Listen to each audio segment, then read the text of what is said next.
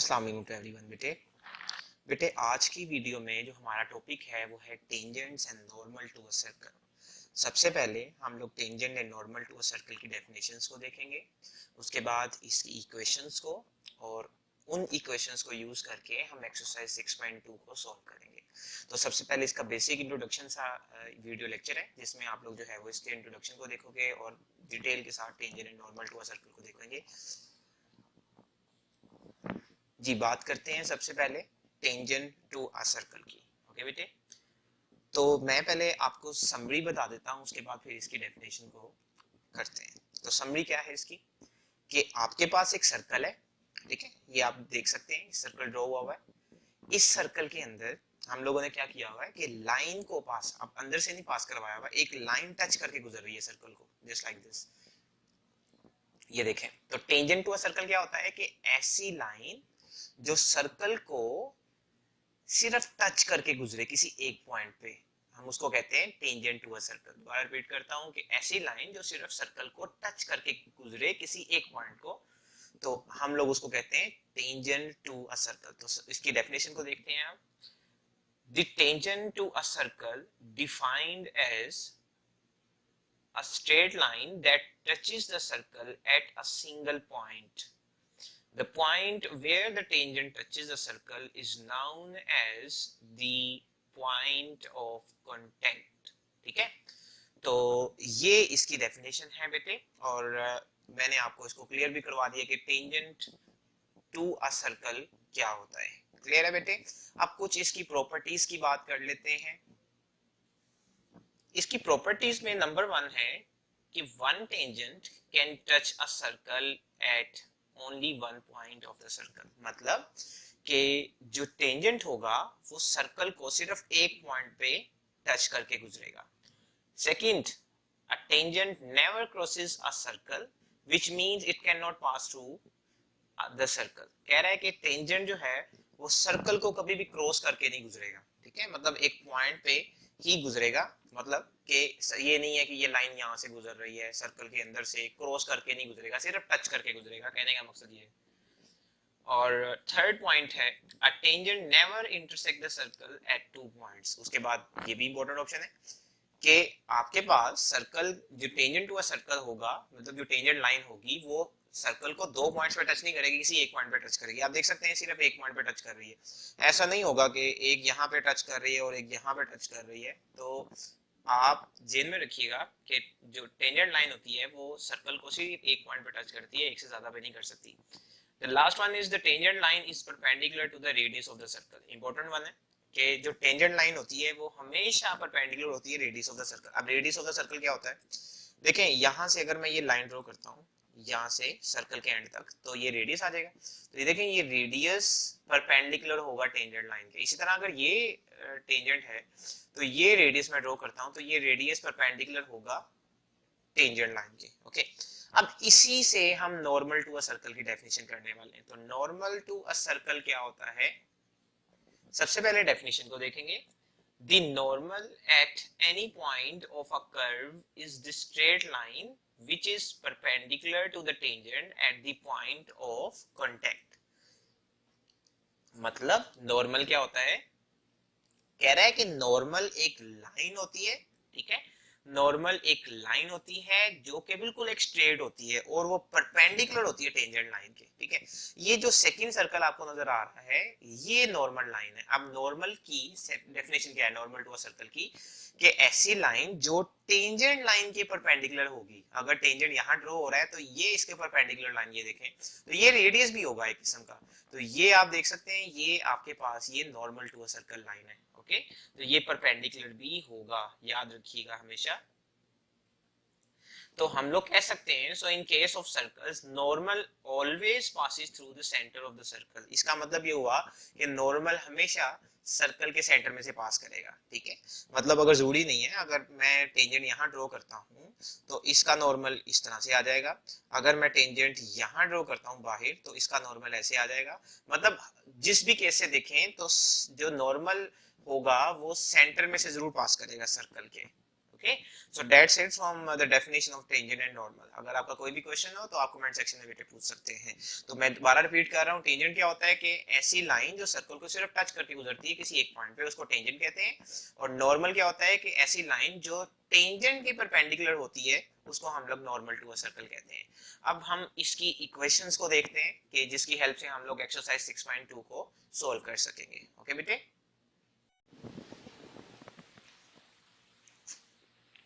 जी बेटे, हमारा जो नेक्स्ट टॉपिक है वो equation of tangent to a circle है। अभी हम डेफिनेशन देख के आए हैं टेंजेंट और नॉर्मल टू अ सर्कल की। अब हम इक्वेशंस की बात करेंगे। जैसे आपने चैप्टर 4 में लाइन की इक्वेशन की बात की थी, उसको डिटेल से आपने डिस्कस किया, फिर आपने सर्कल की इक्वेशन की बात की 6.1 के अंदर, और उसको भी आपने डिटेल से डिस्कस किया। अब आप 6.2 में आप इक्वेशन ऑफ टेंजेंट और equation of normal to a circle की बात करेंगे। ठीक है, इस टॉपिक को करने के बाद आपके लिए एक्सरसाइज 6.2 काफी आसान हो जाएगी। तो इसको अच्छे से समझिएगा, मोस्ट इंपॉर्टेंट है। जो बॉक्स में मैंने लिखी हुई है इक्वेशंस, इनको याद करना पड़ेगा आपको। डेरिवेशन मैं नहीं कर रहा, डेरिवेशन का लिंक चैप्टर 2 के साथ है, डेरिवेशन डेरिवेटिव के साथ। ठीक है, तो उसको फिलहाल हम नहीं कर रहे। ठीक है, डेरिवेशन को हम लोग बाद में देख लेंगे। हमारे लिए जो मोस्ट इंपोर्टेंट अभी जो चीज है वो है डायरेक्ट जो हमारी इक्वेशंस है जिसको हम याद करके एक्सरसाइज करेंगे। ठीक है बेटे, जी equation of tangent to a circle की पहले बात करते हैं। आपके सामने मैंने एक सर्कल ड्रॉ किया जिसको आप देख सकते हैं, और हमने फर्ज कर लिया कि इस सर्कल के ऊपर एक पॉइंट P है। ये देखें, ये पॉइंट P है जिसका नाम है x1, Px1, y1, be any point of a circle, be any point on the circle and equation of circle। देखें, आपको इक्वेशन ऑफ सर्कल के बारे में आपने 6.1 में इसको ऑलरेडी जब फर्स्ट लेसन था तो उसमें करवाया था आपको, जनरल इक्वेशन ऑफ सर्कल। तो x square plus y square plus 2gx plus 2fy plus c equals to 0, ये सर्कल की इक्वेशन है और ये सर्कल के ऊपर पॉइंट P है। ठीक है, तो हम equation of tangent to a circle क्या होगा, ये टेंजेंट लाइन है, इसकी इक्वेशन क्या होगी इस पॉइंट P के ऊपर। ठीक है, अगर ये पॉइंट चेंज हो तो उसके लिए चेंज होगी। अब ये x1, y1 के लिए हम कर रहे हैं। ठीक है, तो ये इक्वेशन जिसको आपको याद करना पड़ेगा, x x1 plus y y1 plus g into x plus x1 plus f into y plus y1 plus c equal 0। so this is the equation of tangent to a circle। तो ये तब use होगी जब question में हमें कहेगा कि find out the equation of tangent to a circle, तो तब हम इसको यूज करेंगे। और पॉइंट हमें दे देगा, सर्कल की इक्वेशन भी हमें दे देगा, तो हमें टेंजेंट फाइंड करने के लिए, उसकी इक्वेशन फाइंड करने के लिए कहेगा। नेक्स्ट टॉपिक है हमारा साथ ही equation of normal to a circle. तो ये जो सारी वर्डिंग है आप ऊपर से इसको नोट डाउन कॉपी ऐसे ही कर सकते हैं, मैंने ये चीज दोबारा नहीं लिखी। मतलब let P x1, y1 be any point on a circle and equation of circle is, मैंने यहां से लिखा है देन से आगे equation of normal to a circle at any point at point x1 px1 y1 is, इसकी भी equation मैंने मेंशन कर दी है आपके, जो कि है y minus y1 into x1 plus g equals to x minus x1 into y1 plus m। तो ये equation normal of a circle, normal to a circle की है, ये टेंजेंट टू अ सर्कल की है। आपने दोनों को याद करना है, आप याद किए बगैर ये एक्सरसाइज नहीं कर सकते। इसको अच्छे से याद कर लीजिएगा ताकि आपके लिए क्वेश्चंस करने में आसानी हो। ठीक है, अब जो हमारा नेक्स्ट टास्क है वो है एक्सरसाइज। तो हम एक्सरसाइज की तरफ मूव कर रहे हैं, एक्सरसाइज 6.2 की तरफ, और अब इसके रिलेटेड क्वेश्चंस हैं जो हैं हम उसको देखेंगे। ठीक है बेटे, here we go, exercise 6.2 and we are doing question number 1 bete। the question is write down equation of the tangent and normal to a circle, write down equations of the tangent and normal to a circle, and we are doing the first part which is x square plus y square equals to 25 at 4, 3 and at 5 cos theta, 5 sin theta। तो question क्या है कि आप लोगों ने equation of tangent find करनी है, साथ ही साथ नॉर्मल टू अ सर्कल भी फाइंड करनी है। मतलब हमने इक्वेशन ऑफ टेंजेंट भी फाइंड करनी है, इक्वेशन ऑफ नॉर्मल भी फाइंड करनी है, और पार्ट 1 आपके स्मार्ट सिलेबस में दोनों पार्ट्स इंक्लूड है। ठीक है, सेकंड पार्ट क्लास वर्क में और फर्स्ट पार्ट होमवर्क में में है, तो हम दोनों करते हैं। फर्स्ट पार्ट में क्या है, सर्कल की इक्वेशन दी हुई है which is x square plus y square equals to 25, जो कि बिल्कुल एक छोटी सी इक्वेशन लग रही है, और साथ ही साथ पॉइंट दिया हुआ है। मैंने जब इक्वेशन ऑफ टेंजेंट की थी जब हम लोगों ने, तब हमने ये क्लियर किया था कि हमें एक सर्कल की इक्वेशन देगा और एक पॉइंट दे देगा सर्कल का, तो ये सर्कल का पॉइंट दे दिया, ठीक है, सर्कल की इक्वेशन दे दी है। What we need to find out is to find out the G F and C, क्योंकि फॉर्मूलाज में हमारे पास जी एफ सी है इक्वेशन ऑफ टेंजेंट में, ठीक है। तो सबसे पहले हम इस इक्वेशन को जनरल फॉर्म के साथ कंपेयर करेंगे ताकि जी एफ और सी फाइंड आउट हो जाए, और फिर आगे हम इक्वेशन ऑफ टेंजेंट का फॉर्मूला यूज करके इसको आगे फाइंड आउट करेंगे, ठीक है। तो सबसे पहले जी एफ और सी फाइंड कर लेते हैं। जब भी टेंजेंट और नॉर्मल फाइंड करना है तो हर क्वेश्चन का स्टार्ट ऐसे ही हम लोग किया करेंगे, ठीक है। Look at here, given circle is, what is this, x square plus y square equals 25, ये given है, ठीक है। just give it equation number 1। Okay, इसको अगर नाम ना भी देते तो कोई इशू नहीं था। अब उसके बाद हम इसको अरेंज कर लेते हैं, x square plus y square minus 25 equal 0, ठीक है। आप इसको नाम दे दें इक्वेशन ए का, ठीक है। ये 1 को चाहे नाम आप नहीं भी देंगे तो कोई इशू नहीं है। अच्छा, इक्वेशन ए का नाम दे दिया। अब जनरल फॉर्म ऑफ इक्वेशन का रेफरेंस देते हैं। We know that x square plus y square plus 2gx plus 2fy plus c equals to 0. Okay, here we go, and give it the equation b, okay. And now by comparing equation a and b, okay, when we compare these two equations तो हमारे पास क्या आ जाएगा, x square ये as it is है, इसको तो हम नहीं कर सकते, y square as it is है। अब बात करते हैं जी वाली फैक्टर, मतलब यहाँ पे एक्स कोफिशिएंट कोई भी नहीं है, मतलब एक्स वाली कोई वैल्यू है ही नहीं, तो यहाँ पे है, तो डेट मीन्स ये 2gx इक्वल, यहाँ पे है ही नहीं, तो डेट मीन्स ये 0 के इक्वल होगा, तो 2g equals 0 and 2f also equals to 0, क्योंकि यहाँ पे y वाली भी कोई टर्म नहीं है। अब बात करते हैं कांस्टेंट c यहाँ पे आ जाएगा -25, here we go, और यहाँ से हम लोग फाइंड आउट कर लेंगे, 2 इधर जाके डिवाइड हो जाएगा बेटे, तो g आपके पास आ जाएगा 0, इसी तरह f भी जाके नीचे डिवाइड हो जाएगा, f भी 0 आ जाएगा, ठीक है। ये देखें आपने जी एफ और सी। अब ये क्वेश्चन ऐसा इजी सा है, सर्कल की इक्वेशन इतनी छोटी थी कि ये जी और एफ जो है वो 0 0 आ गया। लकीली इस क्वेश्चन में ऐसा हो गया, हर क्वेश्चन में ऐसा नहीं होगा। तो ये जो क्वेश्चन 1 है ये आपको शॉर्ट क्वेश्चन में जो है वो आ सकता है, काफी इंपॉर्टेंट क्वेश्चन है और ये आया भी हुआ पास्ट पेपर्स में। अब बात करते हैं हम इक्वेशन ऑफ टेंजेंट की। तो यहाँ पे मैं हेडिंग्स बनाने लगा हूँ क्योंकि आपके पास दो पार्ट्स हैं यहाँ पे, एक तो इक्वेशन ऑफ टेंजेंट और दूसरी नॉर्मल टू अ सर्कल करना है, और पहले इस पॉइंट पे करना है फिर इस पॉइंट पे। तो पहले हम 4 3 पे कर रहे हैं, तो हमें हेडिंग्स बना के कर लेते हैं। मैं हेडिंग दे रहा हूँ इक्वेशन ऑफ टेंजेंट एट 4 3, ठीक है। मैंने heading they the equation of tangent 4 3 point के ऊपर, ठीक है। तो हम इसको कैसे फाइंड करेंगे, अब इक्वेशन ऑफ टेंजेंट का फॉर्मूला सबसे पहले हम लिखेंगे। इक्वेशन ऑफ टेंजेंट का फॉर्मूला क्या होता है, x x1 plus y1 plus g into x plus x1 plus f into y plus y1 plus c equal 0. Okay, what we need to do is to just substitute the values here. तो x, अच्छा यहाँ पे x1 की जगह क्या put करेंगे और y1 की जगह क्या पुट करेंगे, ये सारी वैल्यूज जो हैं वो हम पुट करने वाले हैं। और यहाँ पे हम लिखते हैं पुट x1, y1 इक्वल 4, 3, मतलब x1 की जगह 4 और y1 की जगह 3, और बाकी जो f, g और c है उसकी जगह भी हम वैल्यू पुट करेंगे, g equal 0, f equal 0 and c equal -25। ये सब वैल्यूज को यहाँ पुट करने वाले हैं। तो ये आ जाएगा बेटे x x1 की जगह आ जाएगा 4, इसी तरह y as it is, y1 की जगह 3, इसी तरह g की जगह 0, x प्लस 4, f की जगह भी 0, y plus 3 and c is -25 which is equals to 0।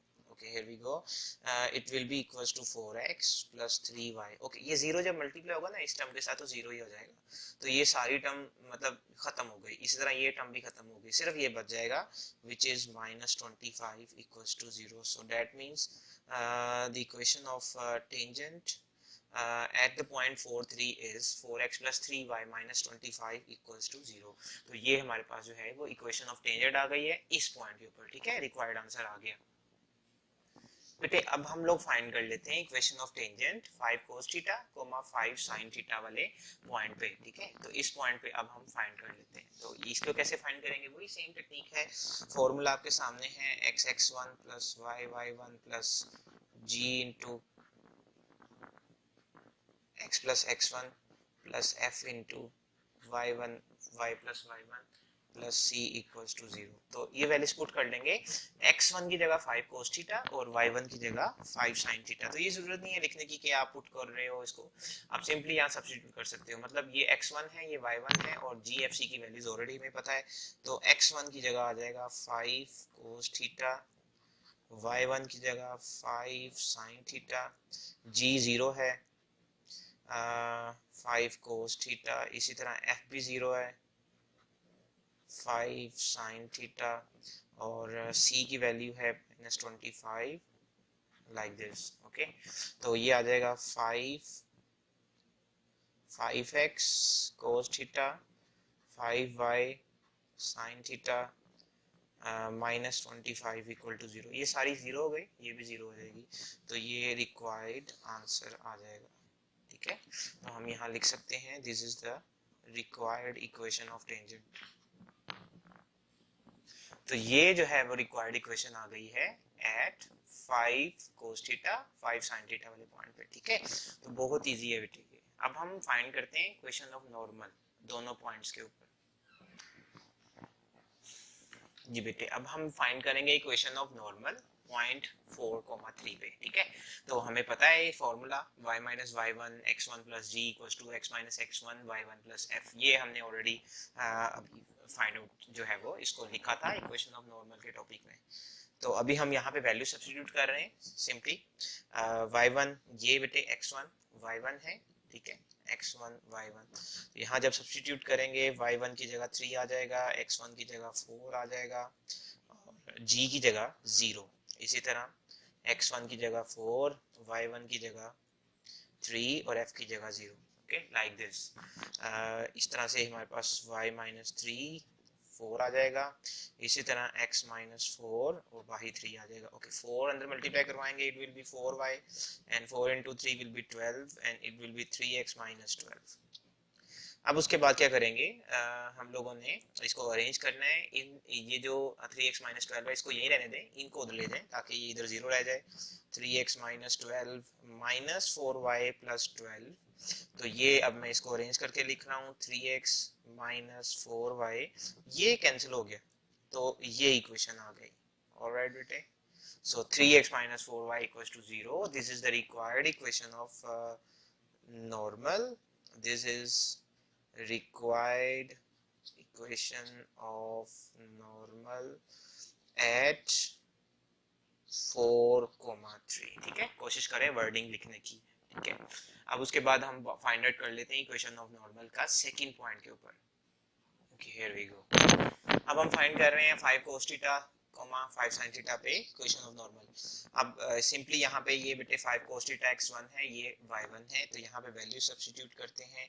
y1 will be 5 sin theta and x1 will be 5 cos theta, g 0 है। इसी तरह x1 5 cos थीटा और y1 जो है वो आपके पास है 5 sin थीटा और f 0 है, ठीक है। अब उसके बाद यहाँ पे आ जाएगा ये 5 cos थीटा प्लस 0, ये 5 cos थीटा आ जाएगा, तो इसको हम बाहर लिख सकते हैं like this y minus 5 sin theta. इसी तरह ये आ जाएगा 5 sin थीटा, ये बाहर लिख लेंगे और अंदर आ जाएगा x minus 5 cos theta. Okay अब मल्टीप्लाई करवाते हैं, ये आ जाएगा 5y cos theta minus 5 into 5 will be 25 and cos theta sin theta। और यहाँ पे 5x sin theta minus 25 sin theta cos theta like this. Okay, अब इसको अरेंज कर लो, इनको इधर रहने दो, इसको उधर ले जाओ, तो ये यहाँ पे 0 रह जाएगा। 5x sin theta minus 25 sin theta cos theta, and 5y cos theta will move on the right hand side, so it will become minus, and this minus 25 cos theta sin theta will also move on the right hand side, so it will become plus 25 sin theta cos theta, and we have a 0 here. Okay, sorry, 0 हमारा left side पे ही है। अब उसके बाद next क्या करना है, अब इसको सिंपली देख लें, कुछ कैंसिल तो नहीं हो रहा, ये कैंसिल आउट हो सकता है, कैंसिल आउट हो गया, तो रिक्वायर्ड आंसर आ गया बेटे 5x sin theta minus 5y cos theta equals 0, so this is the required answer. This is required equation of normal at 5 cos theta comma 5 sin theta. So that's it. This is the end of question number 1, first part. Okay, तो second part जो है आपको मैं इसका बेटा second part का मैं complete hint दे देता हूँ, ठीक है, आपको आइडिया हो गया होगा कि क्वेश्चंस को करना कैसे। तो सेकंड पार्ट का मैं आपको G, F और C फाइंड आउट कर देता हूँ, और उसकी इक्वेशन ऑफ टेंजेंट भी फाइंड कर देता हूँ, नॉर्मल फिर आप लोगों ने खुद फाइंड आउट करनी। Alright, okay, here we go. Look at here, question number 1, part number 2.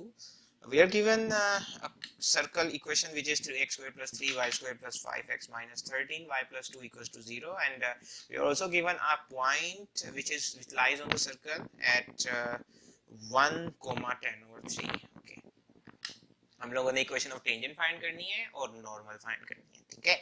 तो मैं इक्वेशन ऑफ टेंजेंट फाइंड कर देता हूँ, नॉर्मल आप लोग बेटे खुद कर सकते हैं। अच्छा, सबसे पहले सर्कल की इक्वेशन दी हुई है, हमें इस सर्कल की इक्वेशन को कंपेयर करना है general form of equation of circle के साथ, ताकि हम वहां से G, F और C को फाइंड आउट कर सके। तो सबसे पहला टास्क है ये, general form of equation of a circle में आप लोगों ने देखा कि उसकी जो इक्वेशन होती है वो होती है x square plus y square plus 2gx plus 2fy plus c equals to 0। तो आप गौर करें, जो सबसे पहले दो टर्म्स हैं x square plus y square, उन दोनों के साथ 1 1 है। तो जनरल इक्वेशन ऑफ जब हमने की थी तब भी बात की थी कि general form of equation of circle में एक्स स्क्वायर और वाई स्क्वायर के साथ हमेशा 1 ही रहना चाहिए, अगर नहीं है तो आपने इसको बनाना है। तो यहाँ पे इन केस ये देखें, यहाँ पे एक्स स्क्वायर वाई स्क्वायर के साथ 3 3 है, तो इसको हम लोग अब कन्वर्ट कर रहे हैं किसमें, 1 में। 1 में कैसे कन्वर्ट होगा भाई, 3 से डिवाइड कर दो ताकि ये एक general form of equation of circle बन जाए, अभी नहीं है, ठीक है। तो अभी कैसे करेंगे, given 3x square 3y square 5x minus 13y plus 2 equals to 0, dividing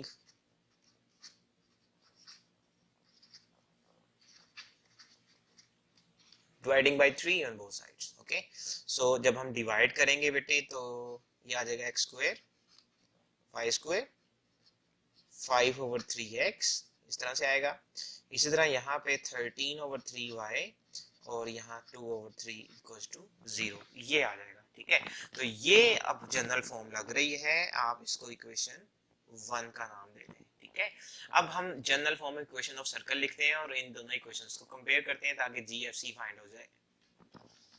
जी बेटे, ये इक्वेशन 1 आप देख सकते हैं, ये general form of equation of circle है, और अब हम इसको इक्वेशन 2 का नाम देंगे। इक्वेशन 1 और 2 को कंपेयर कर रहे हैं ताकि GFC फाइंड आउट हो जाए।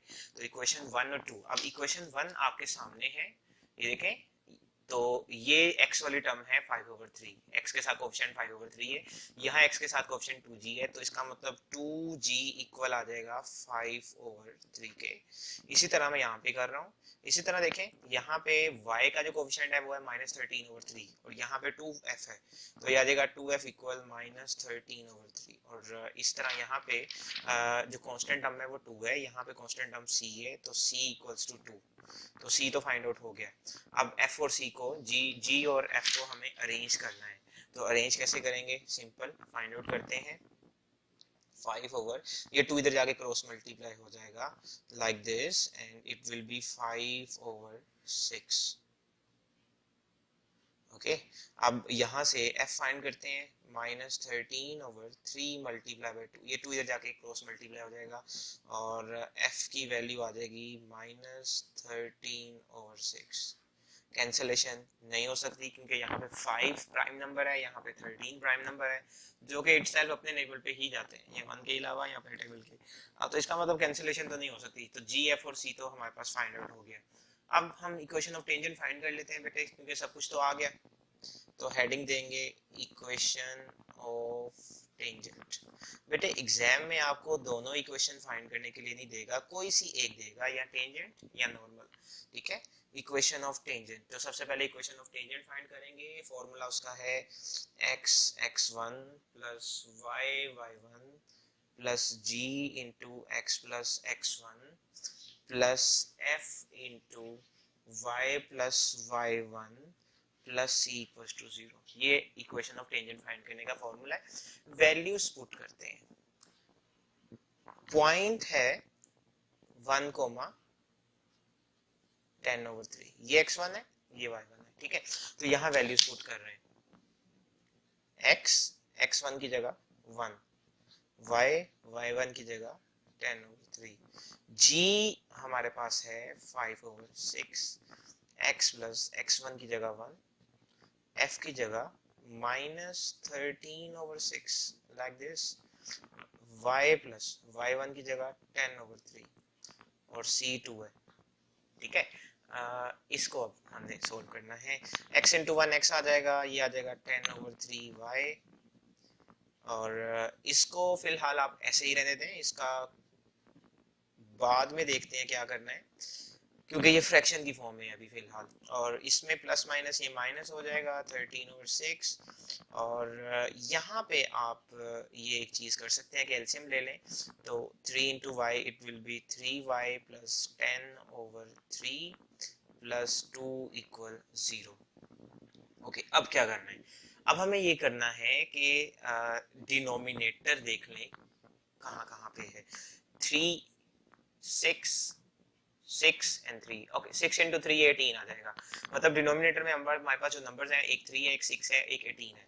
सबसे बेहतरीन हल है इसको खत्म करने का, फ्रैक्शन को खत्म करने का हल ये है कि जो डिनोमिनेटर में आपके पास नंबर पड़ा हुआ है उससे मल्टीप्लाई करवा दो सबके साथ। तो लेकिन ऐसे ही नहीं करवाना, क्योंकि हमारे पास यहाँ पे 3 है, ये 6 है और ये 18 है। आप तीनों का एलसीएम ले लो, तीनों का एलसीएम ले लो, जो आंसर आएगा उससे मल्टीप्लाई करवा देना।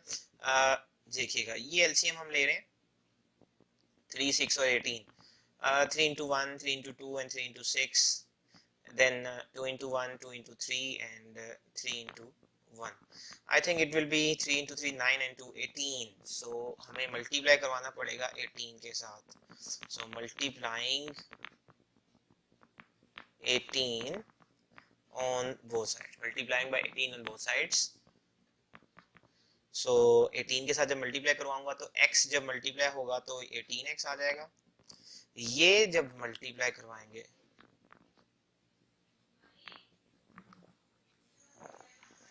ओके बेटे, वैल्यू सब्स्टिट्यूट करने के बाद हम अब मल्टीप्लाई करवा दिया हम लोगों ने 18 के साथ, तो ये 18 के साथ मल्टीप्लाई करवाया, देख सकते हैं आप सबके साथ करवाना है। तो कैंसिलेशन होगी, यहाँ पे 3 into 1 3 into 6, ये 6 आ जाएगा, 10 into 6 60y, यहाँ पे 6 into 1 6 into 3, ये 3 आ जाएगा, 5 into 3 will be 15 and x plus 1 as it is। 18 18 से कैंसिल हो गया, 18 18 से कैंसिल हो गया, तो ये इस तरह से आ जाएगा, इस तरह ये 36। अब उसके बाद हमने सिंपली ये मल्टीप्लाई किया और लाइक टर्म्स को सोल्व करके ये रिक्वायर्ड आंसर आ गया, ठीक है, ये आप देख सकते हैं। तो ये रिक्वायर्ड इक्वेशन है टेंजेंट की। अब हम लोग जो है बेटे ये मैंने यहाँ तक कर दिया, आप नॉर्मल की इक्वेशन खुद फाइंड करिएगा, ठीक है। सेम ऐसे ही होगा, फॉर्मूला यूज करिएगा नॉर्मल का और उसमें वैल्यू सब्स्टिट्यूट करें, उसको सोल्व करें, दैट्स इट। तो हमने क्वेश्चन 1 और 2 इस वीडियो में कर लिया है, और साथ ही साथ हमने इंट्रोडक्शन किया था इक्वेशन ऑफ टेंजेंट और नॉर्मल का। तो हमारी वीडियो का जो है वो एंड यहीं पे होता है। तो अगर कुछ आपको समझ नहीं हुआ, क्लियर नहीं लगा, तो आप वीडियो के जो कमेंट सेक्शन है उसमें आप लोग बेटे जरूर पूछिएगा। आज के लिए बेटे अल्लाह हाफिज।